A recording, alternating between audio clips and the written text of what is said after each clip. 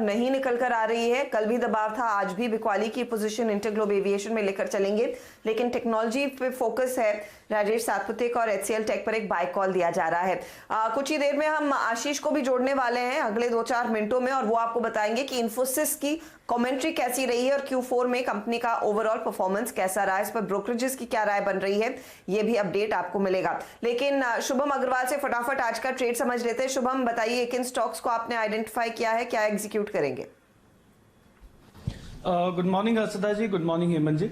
पहले तो अगर बाजार को देखें तो मुझे लगता है कि निफ्टी पिछले 2-3 दिनों से ये इंडिकेशन दे रहा था कि अपसाइड में एक ब्रेकआउट हुआ, बट वो ब्रेकआउट बाजार यूज नहीं कर पाया और कोई हायर लेवल्स यहाँ से फॉलो बाइंग देखने को नहीं मिला था। और मुझे लगता है कि आज का जो सेल ऑफ है ये इंडिकेट कर रहा है कि निफ्टी एक ओवरऑल कंसोलिडेशन में है और उसका लोअर एंड रीटेस्ट हो सकता है। तो मुझे लगता है कि मार्केट यहाँ से और निचले स्तर पे हमें जल्दी जाता हुआ दिखेगा। तो आज का जो गैप डाउन ओपनिंग है, अगर उसके बाद कोई भी पुल बैक होता है तो मुझे लगता है सेल ऑन रैली का एक टेम्पररी स्ट्रैटेजी एटलीस्ट यहाँ से अडेप्ट करना चाहिए। तो 2 स्टॉक है और दोनों ही बिकवाली के तरफ है। तो पहला जो स्टॉक है मेरा वो है हिंडाल्को, और मेटल्स में काफी अच्छा एक रैली होता हुआ दिखा, लेकिन अगर हम पिछले 1-2 दिन का डेटा देखें तो यहाँ पे काफी शॉर्ट्स डेवलप होते हुए दिखे। और मुझे लगता है कि कुछ स्टॉक्स जैसे हिंडाल्को और वेदांता यहाँ पे एक सेलिंग आता हुआ दिख सकता है। तो 110 के स्ट्राइक का जो पुट ऑप्शन है वो यहाँ पे हिंडाल्को पे हम खरीद के चल सकते हैं। 6.5 रुपए के टारगेट के लिए स्टॉप लॉस होगा 2 रुपए का। और जो दूसरा स्टॉक है वो है अशोक लेलैंड। ऑटो में भी एक पुल बैक देखने को मिला और वो पुल बैक अब मुझे लगता है कि एग्जॉस्ट होता हुआ दिख रहा है। और इसमें अशोक लेलैंड एक ऐसा स्टॉक है जो medium term long term chart पे भी अच्छा परफॉर्म नहीं किया। जब बाजार अच्छा परफॉर्म कर रहा था तब भी इसने अंडर परफॉर्मेंस दिखाया था। तो मुझे लगता है कि ये पुल बैक मैच्योर हो चुका है और यहाँ से अब गिरावट आती हुई दिखेगी।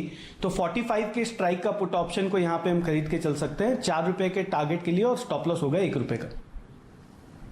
देखिए, ये वो स्टॉक्स हैं जो बढ़िया प्रदर्शन दिखा सकते हैं। शुभम जी ने बढ़िया स्टॉक आइडियाज आपके सामने पेश किए हैं, राजेश जी के आइडियाज भी जान लिए। लेकिन अब चलते हैं हमारे जैकपॉट गुरु के पास। आशीष जुड़ चुके हैं हमारे साथ। आशीष, जैकपॉट स्टॉक है आज के बाजार में? थोड़ी देर बाद है। आइडिया बेसिकली अच्छी स्टोरी सुनाने का है। ओके, बाजार जैसा भी हो। ठीक है, तो इन्फोसिस से पहले शुरुआत कर लेते हैं। बताइए, इन्फी कैसे लगे आपको नंबर्स, और मैनेजमेंट की कमेंट्री कैसी रही? अच्छा, इन्फोसिस के अगर नंबर्स अगर डायरेक्टली देखेंगे तो हाईलाइट है कि Q4 में एक मिस था। गाइडेंस इस कंपनी ने सस्पेंड करी और कमेंट्री वीक थी। पर इस कहने के बाद मैं ये भी कहना चाहूंगा कि ऐसे कोई बहुत बड़ी दिक्कत नहीं है इस नंबर्स में, जैसे विप्रो के केस में हमने एंटिसिपेट करा था। अच्छा, एक्सपेक्टेशंस थी। मैं कह रहा हूं क्यों Q4 एक मिस है, क्योंकि लार्जली एक फ्लैटिश परफॉर्मेंस की उम्मीद थी, पर उसके सामने कुछ दबाव देखने को मिल रहा है।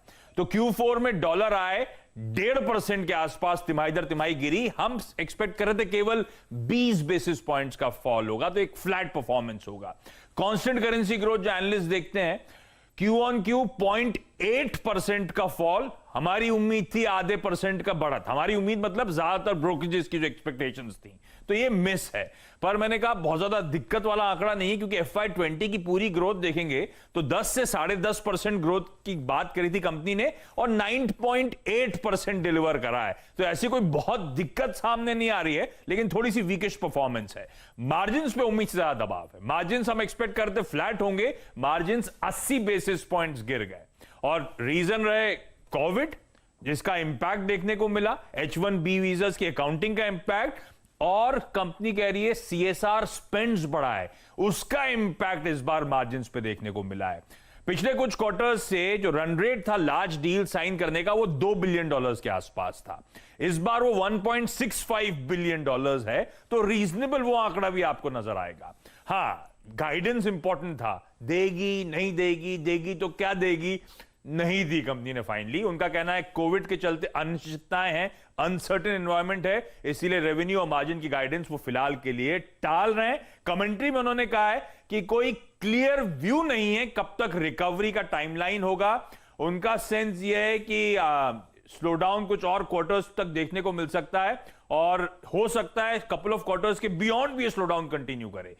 टीसीसी कमेंट्री में एटलीस्ट एक विजिबिलिटी थी जब उन्होंने कहा था कि Q3 ऑनवर्ड्स हालात पटरी पाएंगे। वो विजिबिलिटी यहां पे थोड़ी सी मिसिंग नजर आई। नियर टर्म में मार्जिन्स पे प्रेशर देखने को मिलेगा। कैपिटल एलोकेशन पॉलिसी में कोई बदलाव नहीं कर रहे हैं, तो वही जो फ्री कैश फ्लोज का जो फिक्स कंपोनेंट दिया जाता है शेयरधारकों को वैसे ही दिया जाएगा।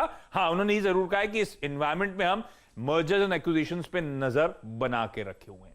चलिए सुन लीजिए इस कंपनी के सीईओ सलिल पारिक साहब ने कल रिजल्ट्स के बाद क्या कहा। Our sense, of course, is in the near term, we see impact on our business.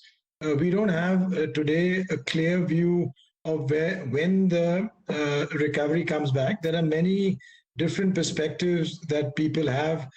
We've obviously been interacting with our clients and looking also in the main geographies that we operate in.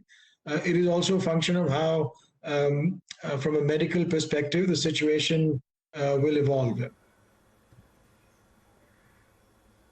तो visibility है नहीं। TCS का management अभी confident था कि third quarter FY21 तक एक comeback देखने को मिलेगा और वो फिर से ग्रोथ डिलीवर करना शुरू करेंगे, लेकिन इन्फोसिस के मैनेजमेंट ने कहा है कि टाइमलाइंस बिल्कुल क्लियर नहीं है कि कब तक रिकवरी आएगी और ये स्लो डाउन कितने क्वार्टर्स तक लास्ट करेगा, इसका कोई इनफैक्ट इंडिकेशन नहीं मिल रहा है एट द मोमेंट। आशीष, इस पर ब्रोकरेज हाउसेस की रिपोर्ट्स क्या